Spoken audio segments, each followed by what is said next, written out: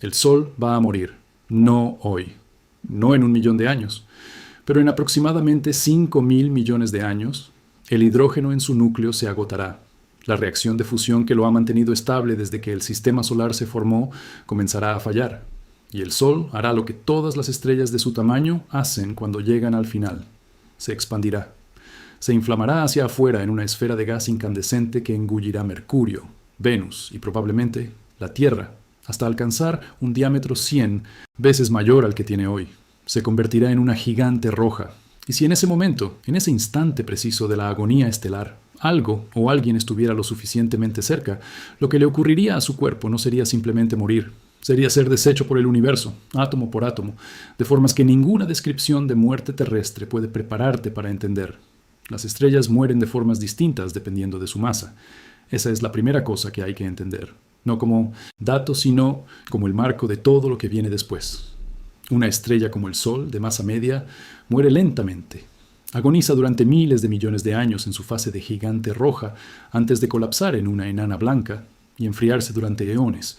Una estrella masiva, 8 o más veces la masa del Sol, muere de forma violenta. Explota en una supernova. Libera en segundos más energía de la que el Sol liberará en toda su vida, y lo que queda después es algo que la física apenas puede describir sin producir ecuaciones que dan vértigo. Pero antes de llegar a la explosión, antes del colapso final, hay una fase que las estrellas masivas atraviesan que parece casi pacífica desde lejos, la fase de gigante roja o supergigante roja. Betelgeuse, la estrella brillante en el hombro de la constelación de Orión, está en esa fase ahora mismo. Es una supergigante roja, a aproximadamente 700 años luz de la Tierra.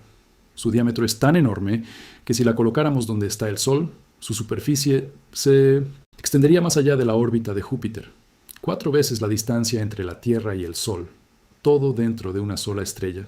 Y en algún momento, quizás mañana en términos astronómicos, quizás dentro de 100.000 años, Betelgeuse explotará.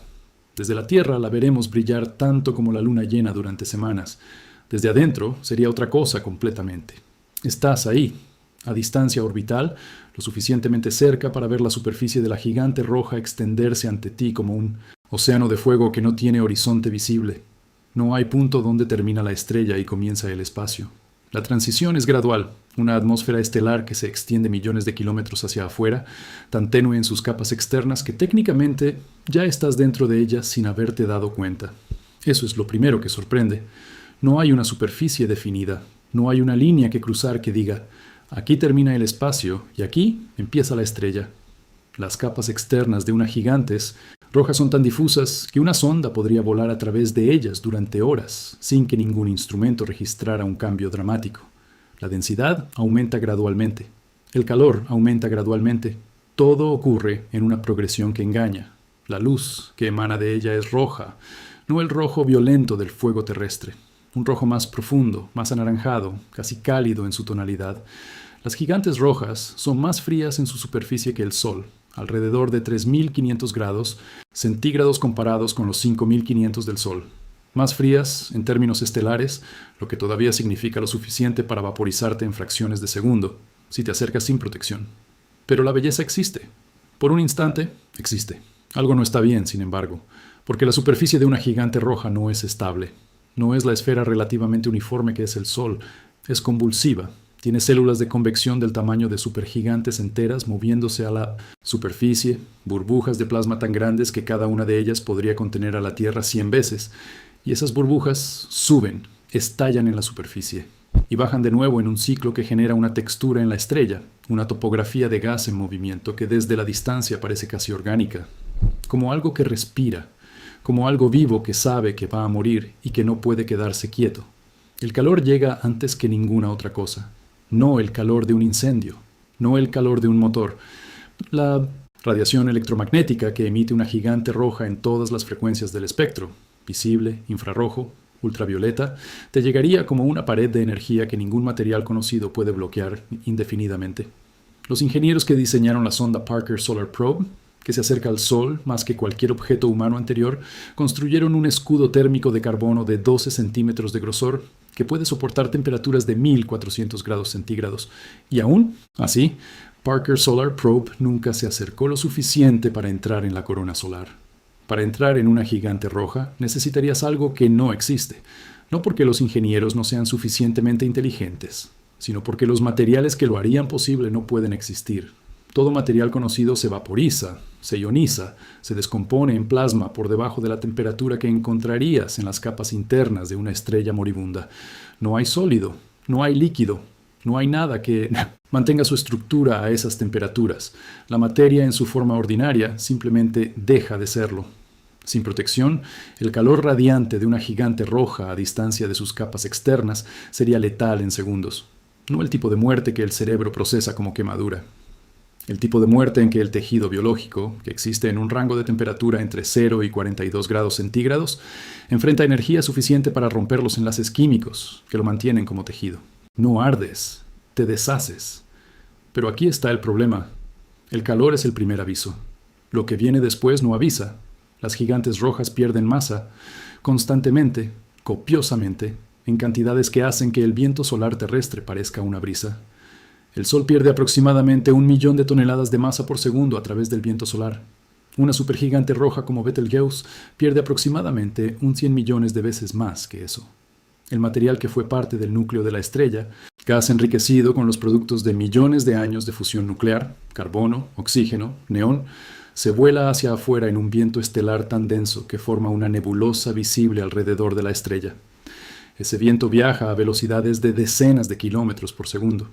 Si estuvieras en su camino, no lo sentirías llegar. A esas velocidades, las partículas de gas ionizado atraviesan cualquier material no blindado como si no existiera. La diferencia entre estar en el viento estelar de una supergigante roja y estar en el núcleo de un reactor nuclear, en términos de dosis de radiación por segundo, es una cuestión de grados, no de categorías.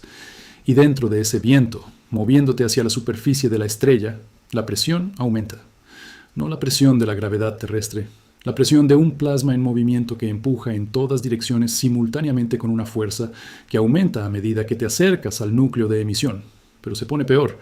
Si de alguna forma sobrevivieras a todo eso, si existiera una tecnología imaginaria que te llevara hacia el interior de la estrella, sin que el calor ni la radiación ni el viento te destruyeran, lo que encontrarías al acercarte al núcleo de una gigante roja en sus últimas etapas sería algo que la física describe con números que el cerebro no puede procesar intuitivamente. La temperatura en el núcleo de una estrella moribunda de masa solar es de aproximadamente 100 millones de grados centígrados, no 5.500 como en la superficie del Sol, 100 millones. En ese núcleo, el hidrógeno se ha agotado y la estrella quema helio en un proceso de fusión que produce carbono y oxígeno.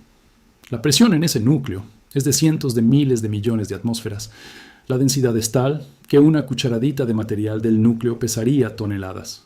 Nada de lo que conocemos como materia puede existir en esas condiciones. Los átomos no existen como átomos. Los electrones están completamente separados de los núcleos, formando un plasma donde las partículas individuales se mueven a velocidades que se acercan a las de la luz.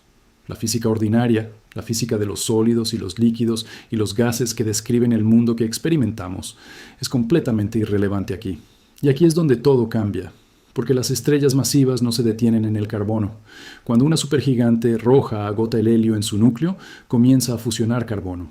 Cuando agota el carbono, fusiona neón, luego oxígeno, luego silicio. Cada fase dura menos que la anterior. La fusión del hidrógeno puede durar millones de años, la del carbono, miles de años, la del silicio, días.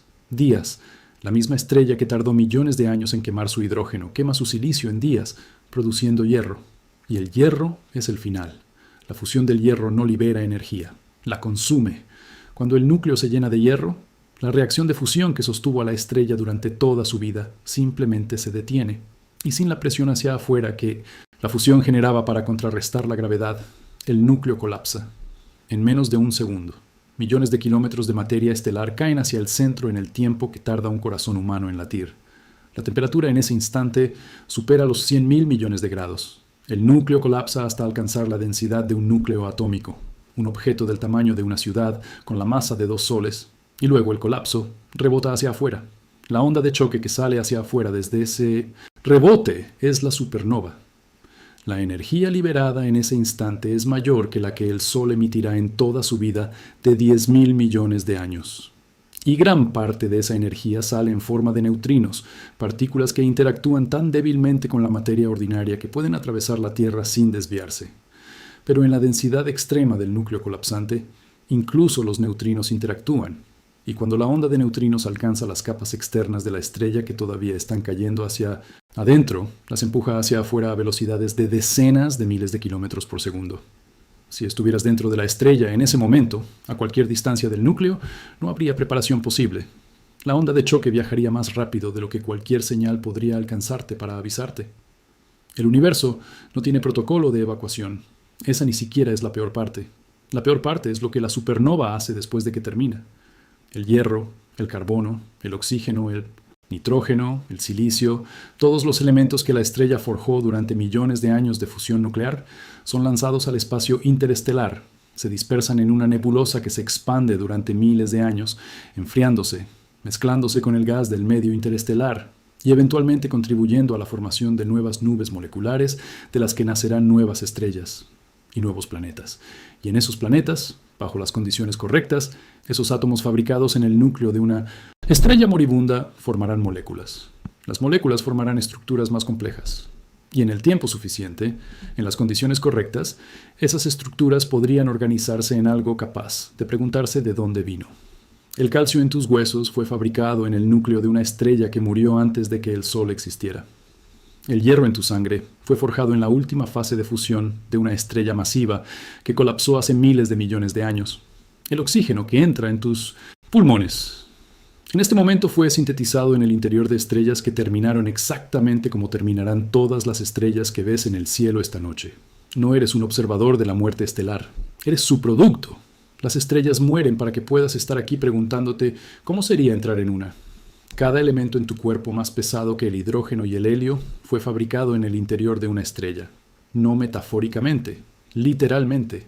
Cada átomo de carbono que forma tus proteínas, cada átomo de nitrógeno en tu ADN, cada átomo de fósforo en tus membranas celulares pasó por el interior de una estrella antes de llegar aquí.